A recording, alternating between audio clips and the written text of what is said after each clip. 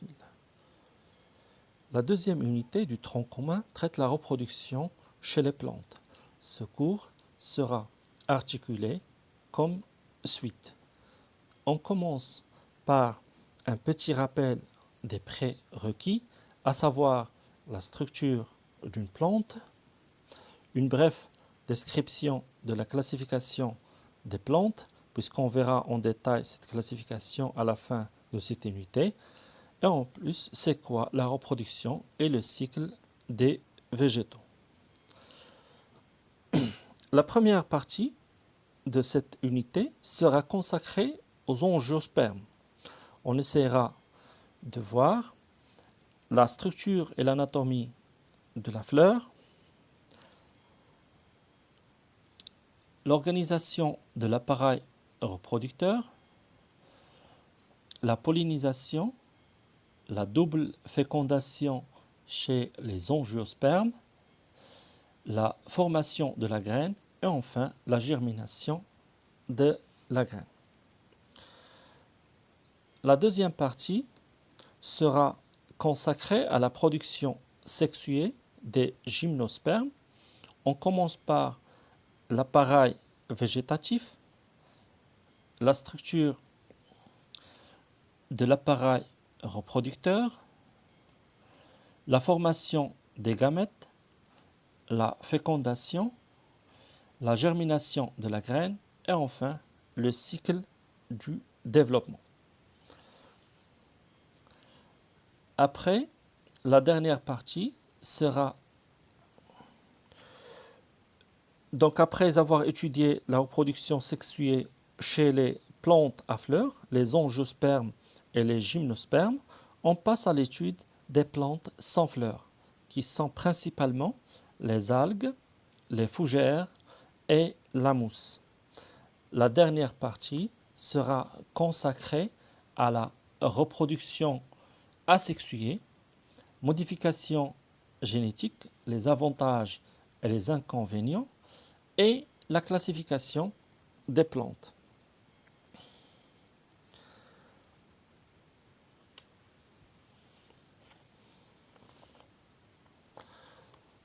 Donc on commence par le petit rappel. C'est quoi une plante? Les plantes sont des organismes photosynthétiques et autotrophes caractérisés par des cellules végétales. Les principaux organes d'une plante sont les racines. Elles permettent au végétal de se fixer à un endroit et elles puisent également tous les éléments nutritifs dont la plante a besoin. La tige, c'est un organe aérien qui porte la plante, les feuilles et les organes reproducteurs. L'extrémité de la tige présente un bourgeon terminal. Elle assure aussi la circulation de la sève. Après, les feuilles.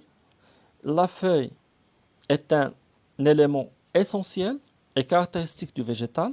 C'est le siège des transformations chimiques les plus importantes au sein de la plante, à savoir la photosynthèse, la respiration et la transpiration.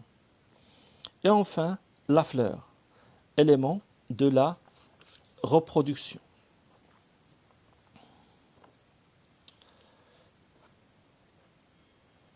La reproduction chez les plantes se fait soit par voie asexuée, c'est une multiplication végétative qui ne nécessite pas l'intervention des gamètes, elle se fait par simple division cellulaire, ou par voie sexuée. Ce type de reproduction est défini comme étant une reproduction qui se fait entre deux individus de la même espèce, mais de sexe opposé, mâle et femelle, qui produisent des cellules reproductrices, dites gamètes, qui s'unissent lors de la fécondation pour former la graine, qui se développe pour donner une nouvelle plante.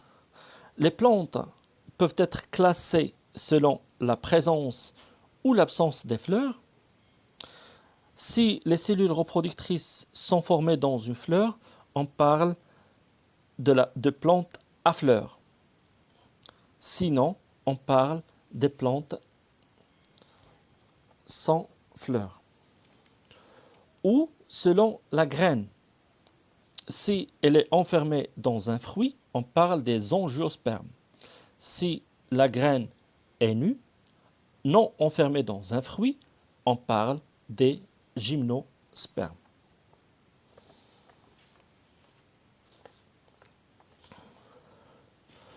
Donc on passe à la première partie qui est la reproduction sexuée des plantes à fleurs. On commence par les angiospermes. Donc on a dit que les plantes à fleurs sont les angiospermes et les gymnospermes. Les angiospermes constituent une grande variété de plantes dont les graines sont enfermées à l'intérieur du fruit, puisque ce sont des plantes à fleurs, les organes reproducteurs et les gamètes se forment dans des fleurs. On remarque l'existence d'une diversité énorme dans les fleurs des angiospermes. Ainsi, on trouve une diversité dans les couleurs, les formes, les nombres et la position des pièces florales. Une diversité dans les fleurs, parfois elles sont simples ou composées, unisexuées ou bisexuées, dites aussi hermaphrodites. Mais malgré cette grande diversité, les fleurs d'angiospermes se caractérisent par la présence des mêmes organes. Le pédoncule floral qui porte la fleur, les sépales le plus souvent de couleur verte qui jouent un rôle protecteur, les pétales qui sont généralement colorés dont le rôle est d'attirer les insectes pour la pollinisation, des étamines ou appareils reproducteurs mâles et le pistil qui représente l'appareil reproducteur femelle. Donc, une fleur d'angiosperme comporte des organes protecteurs qui sont les sépales dont l'ensemble constitue le calice et les pétales dont l'ensemble constitue la corolle. Et les organes reproducteurs qui sont les organes mâles, ce sont les étamines dont l'ensemble constitue l'androcée et les organes femelles, c'est le pistil ou le gynicée. Donc à partir du nombre de pièces florales, on peut écrire la formule florale et réaliser le diagramme floral d'une fleur. C'est quoi un diagramme floral? Un diagramme floral est une représentation schématique de l'organisation des pièces florales. Sa réalisation se fait comme suite. On commence par tracer 4 cercles concentriques représentant les couronnes des pièces florales. On arrache les sépales, on les compte et on les dessine sous forme de croissant sur le premier cercle de l'extérieur. Après, on arrache les pétales, on les compte aussi et on les dessine sur le deuxième cercle sous forme de croissant. La même chose pour les étamines, on les arrache, on les compte et on les dessine sur le troisième cercle. Après, on arrache les ovaires, on les compte sur le quatrième cercle, on les dessine et on fait aussi des barres de séparation des carpelles. Le nombre de carpelles varie d'une espèce à l'autre. Pour la formule florale, elle décrit d'une manière simplifiée la composition d'une fleur en chiffres et en lettres. Donc ici, par exemple, on a 5 sépales, 5 pétales, 5 étamines et 8 carpelles. Un autre exemple ici. Donc, c'est une fleur avec 4 pétales verts, 4 sépales en jaune, 6 étamines et un pistil et le pistil au milieu. Donc, le diagramme floral sera sur le premier cercle, on met les sépales, puis les pétales sur le deuxième cercle, les étamines et au milieu le pistil ou le carpel. Donc, la formule florale et le diagramme floral seront comme suite. Donc, on a 4 sépales, 4 pétales, 16 étamines et 2 carpels. D'autres exemples. Ici, un exemple avec 3 sépales, 3 pétales, 6 étamines et 3 carpels. Donc, le diagramme floral et la formule florale sera comme suite. Donc 3 sépales, 3 pétales, 16 étamines et 3 carpels. D'autres exemples. Donc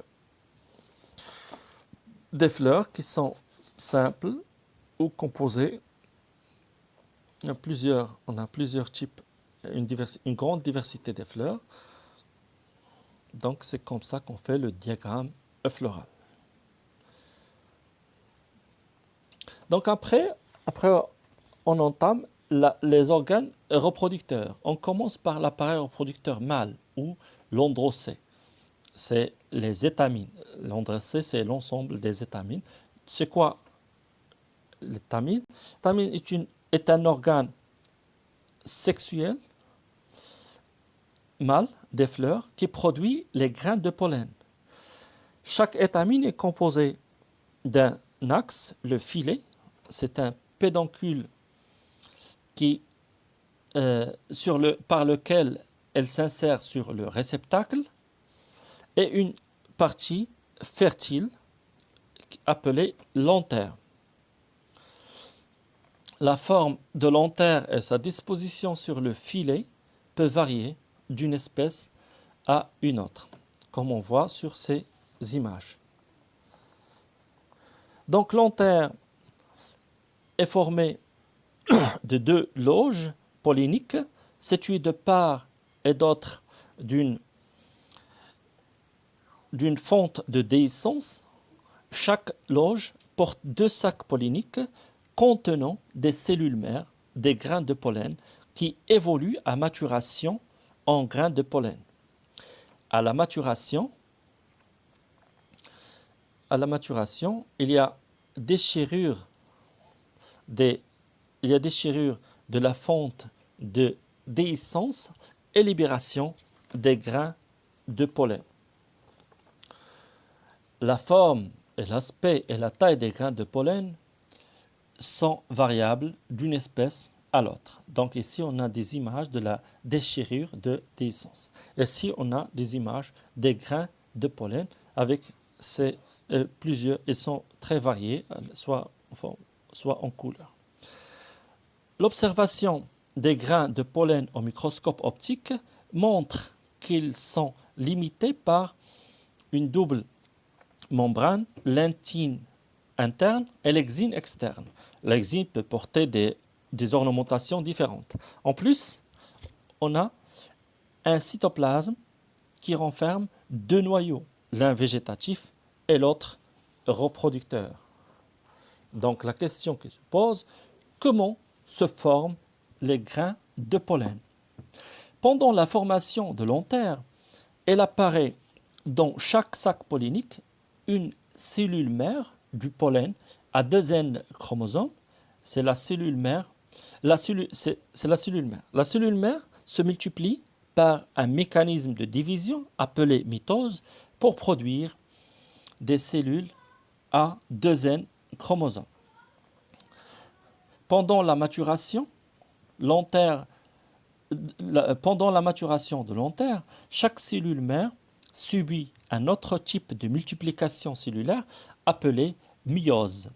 La méiose se déroule en 2 divisions qui assurent la réduction du nombre de chromosomes de 2N à N au niveau d'une tétrade formée de 4 microspores. La maturation du microspore se fait par une mitose qui produit des grains de pollen à 2 noyaux haploïdes, l'un végétatif et l'autre reproducteur. Donc, après, on passe à l'appareil reproducteur femelle. C'est le pistil ou gynicée. Le pistil possède une base élargie, l'ovaire. Elle est surmontée d'un filament allongé, le style. Au sommet du style, les grains de pollen sont retenus sur le stigmate.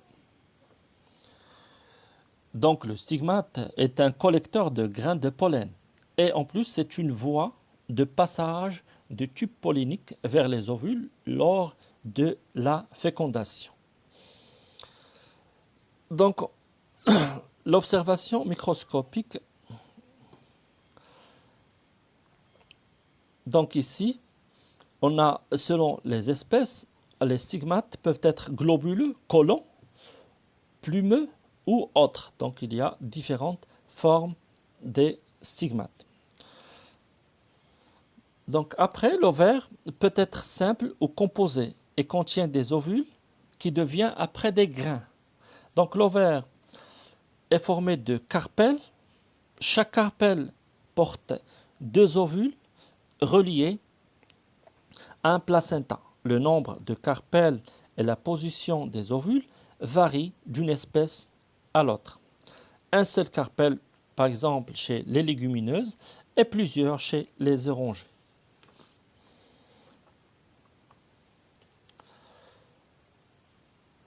Donc, c'est quoi l'ovule? L'ovule, malgré sa petite taille, présente une organisation relativement complexe. On distingue le fénicule, portion inférieure de l'ovule, attachant celui-ci au placenta.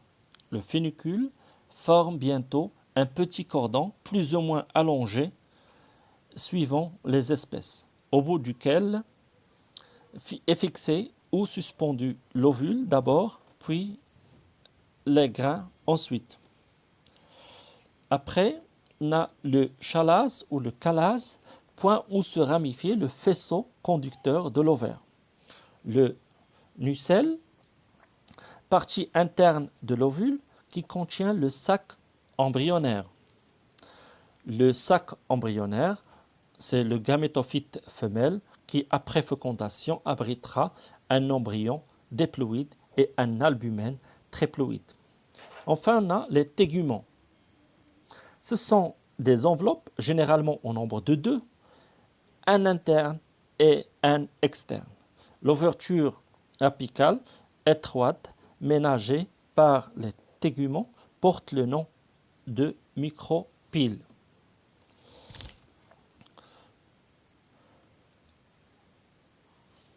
Donc on s'intéresse maintenant au sac embryonnaire. Le sac embryonnaire est un massif de 7 cellules doté de 8 noyaux haploïdes. Le pôle micropillaire est occupé par un groupe de 3 cellules, 2 synergides et une oosphère.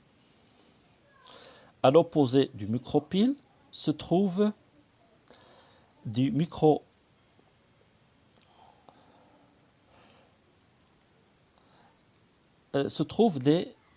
trois antipodes.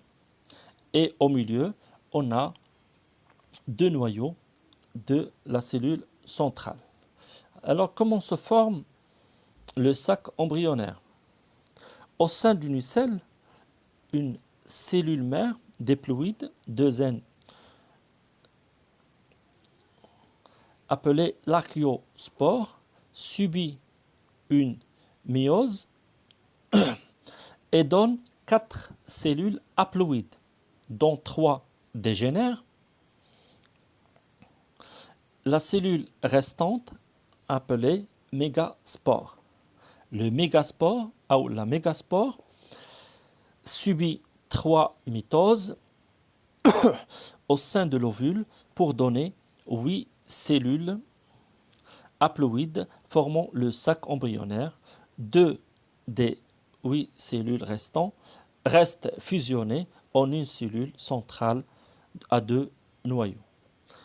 Donc, la suite de ce cours fera bien sûr l'objet d'une prochaine vidéo et à bientôt.